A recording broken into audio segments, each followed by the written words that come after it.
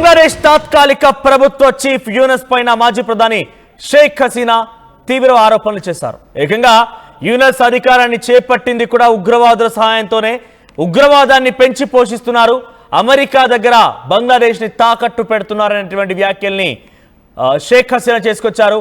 Saint Martin దీవిని అమెరికాకు ఇచ్చేదే లేదని చెప్పి షేక్ హసీనా తేల్చేశారు.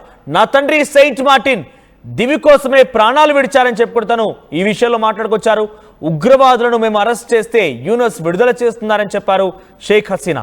ఇక అవామీ లీగ్ పైన నిషేధం చట్టవిరుద్ధం అంటున్నారు. అవామీ లీగ్ పొలిటికల్ పార్టీ, షేక్ హసీనా ప్రాతినిధ్యం వహించిన పొలిటికల్ పార్టీ, ఆ పార్టీని చట్టవిరుద్ధంగా నిషేధించారనేటువంటి వ్యాఖ్యలను కూడా షేక్ హసీనా చేసుకొచ్చారు. ఆగస్టు 5, 2024 షేక్ హసీనా బంగ్లాదేశ్ నుంచి పారిపోయి భారతదేశంలోకి వచ్చి భారతదేశంలో స్థిరపడ్డారు. భారతదేశంలో ప్రస్తుతం ఆశ్రయం పొందుతున్నారు. తనని అమెరికాకి వస్తానని చెప్పినప్పటికీ అక్కడ కూడా తను అనుమతించలేదు. ఎట్టి పరిస్థితుల్లో కూడా తను ఎక్కడికి వెళ్ళడానికి కూడా వీలు లేని సిచ్యువేషన్లో ఇంకా కూడా మన భారతదేశంలోనే ఆశ్రయం పొందుతూ ఉన్నారు.